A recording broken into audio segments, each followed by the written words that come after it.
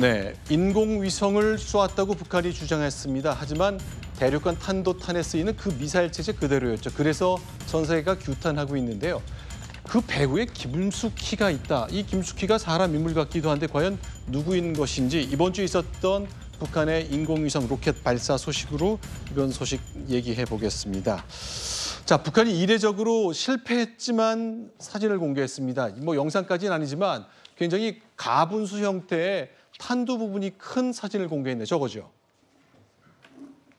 자, 저렇게 북한이 천리마 1호라는 발사체를 쏜 것 공개했고 저 탄두에는 여러 개의 인공위성을 실을 공간을 마련했다는 것이 전문가들의 분석입니다. 자, 그럼 하나씩 좀 짚어보겠습니다. 자, 이 관련해서 몇 가지 좀 궁금증이 있습니다. 세 가지 궁금증을 제가 한번 정리해 보겠습니다. 오늘 김정인 교수님이 세 가지 이유로 몇 가지 반박을 좀 해주셨는데 저도 세 가지를 한번 꺼내보겠습니다. 첫 번째, 김여정이 이렇게 얘기를 했죠. 탑재에 발사했는데 실패했어요. 자, 남들이 다 하는 위성 발사인데 북한만이 해서는 안 되는 것은 억지 논리다. 마치 우리의 누리호가 그 전주에 있었기 때문에 우리 얘기를 하는 것 같기도 하네요. 궁금증 첫 번째입니다. 왜 우리 누리호는 가능하고 북한은 안 된다는 거죠? 그 네. 이유가 있습니까? 대한민국은 NPT 체제에 지금 포함이 돼 있기 때문에 이 핵을 안전하게 관리하고 이용하겠다라는 네. 약속을 한 나라입니다. 네. 우리는 NPT에 가입이 돼 있고 NPT 규약을 이행하면서 지금 그 핵을 이용하고 있는 반면에 북한의 경우에는 NPT를 탈퇴하지 않았습니까? 핵실험도 하고 핵 소형화 또는 그 탄도미사일로 개발하겠다라는 의지를 가지고 있습니다. 네. 그런데다가 ICBM이라는 사실상 위성 발사체지만 위성 발사체는 ICBM과 운용 원리가 같기 때문에 네. 핵을 개발하고 있는 핵탄두를 개발하고 있는 북한이 그걸 운반할 수 있는 ICBM까지 만들어진다라면 네. 이건 전 세계를 위험에 빠뜨리기 때문에 만약 북한이 NPT에 다시 가입을 해서 핵을 안전하게 이용하겠다라고 전 세계에게 약속을 한다면 얼마든지 위성 개발해도 되지만 지금은 NPT를 탈퇴하고 핵무기를 개발하고 있기 때문에 북한은 안 된다. 대한민국만 안 된다고 하는 것이 아니라 전 세계가 유엔 대북 제재 결의를 통해서 안 된다라고 지금 막고 있는 것입니다. 그러니까 이런 대북 제재가 통과된 거 핵실험도 안 된다고 제재 규탄했고요. 유엔 결의를 통해서. 그다음에 일체의 탄도미사일을 쏘는 거는 안 된다고 했습니다. 사실은 이게 안보리를 통과한 것이기 때문에 중국과 러시아도 동의한 겁니다.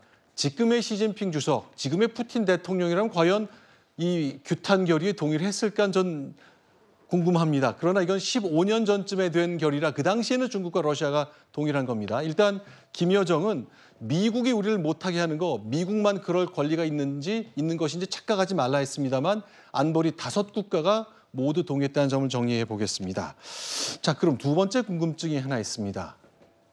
그런데 북한은 기술은 어디서 나고 돈은 어디서 나는지 그게 바로 저희가 처음 제목으로 통해 소개해드린 수키킴의 비밀이 좀 있을 것 같네요. 자, 이 돈은 어디서 나는 겁니까? 네. 아니 북한이야 뭐 이제 전체주의고 당 중심으로 이제 국가의 전 자산을 활용하기 때문에 뭐 다른 어떤 비용은 많이 안 들 것으로 예상이 됩니다만 기술력의 경우에는 1970년대 이제 중동 전쟁 때 네. 이라크를 북한이 지원한 대가로 이 러시아의 스커드 미사일을 대량으로 네. 도입을 하고 거기에서 이제 미사일 발사체를 지금 진화 발전시켜서 노동 미사일, 대포동 미사일 그리고 지금 이제 인공위성 탑재 미사일까지 좀 개발을 했다. 이렇게 전문가들이 좀 얘기를 하고 있습니다. 네, 지금 이제 영상을 저희가 하나 준비한 게 있는데요. 이제 대륙간 탄도미사일이 가장 두려운 것인데 그거는 포물선을 그리면서 대륙 건너편을 공격하는 것인데 지금 보시는 장면은 대기권에 재진입하는 미사일 위성체들이 그 뜨거운 열과 충격이 건디지 못하고 결국 불이 나거든요. 저 재진입 기술이 저건 기술이 없어서 저런 일이 생긴 건데 저걸 막는 기술이 없다면 ICBM, 대륙간 탄도미사일도 소용이 없는 건데 북한은 저 기술이 지금 있는 겁니까? 알 수 없습니까? 아직 거기까지는 확인은 안 되고 검증도 안 돼 있는데요.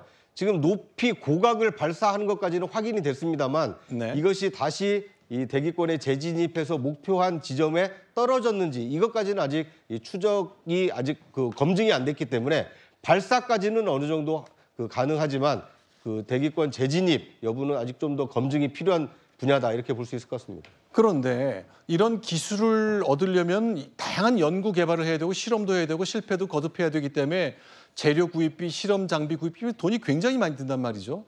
그 단초를 알 수 있는 것이 아까 처음에 말씀드린 김숙희라는 존재가 드러나기 시작했습니다. 김숙희에 대한 질문을 좀 드려야 될 것 같은데 이 김숙희가 사람입니까? 집단입니까?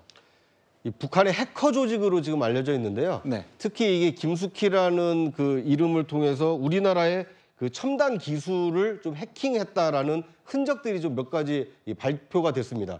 그리고 우리나라뿐만 아니라 전 세계를 대상으로 첨단 기술 그리고 가상화폐를 탈취하는 데에도 이 김숙희가 활약을 한 것으로 알려져 있기 때문에 이 미사일과 그 ICBM을 개발하는데 이 막대한 그 자금을 다른 나라를 해킹해서 이 가상화폐를 빼돌려서 활용하고 있는 거 아니냐 이런 의구심을 좀 낳고 있는 상황입니다. 다른 나라가 애써서 돈 들여 연구한 그 결과는 해킹으로 훔치고 그다음에 필요한 자금은 일반 해킹과 위협을 통해 암호화폐로 받는 그 방식으로 했다. 그 결과 기술은 점점 진보하는 것 같습니다. 이종섭 국방장관이 며칠 전 국회에서 북한 프로그램의 개선 정도를 좀 설명했습니다. 이렇게 말했습니다.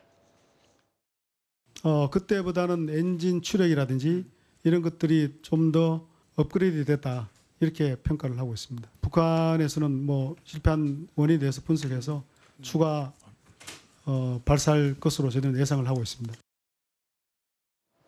네, 서해상에서 그 추락한 북한의 위성 발사체를 인양하는 작업을 우리 군이 진행하고 있습니다. 아직 명확하게 꺼낸 것은 없고 사진 한 장만 공개된 적이 있는데요. 시간이 좀 걸릴 것으로 예상한다는 보도까지 나온 점 소개해드리겠습니다. 자, 이번에 국내 사건 소식으로 좀 가보겠습니다. 이번 주에는 역시 엽기적인 사건이 하나 발생했습니다. 순위 확인합니다.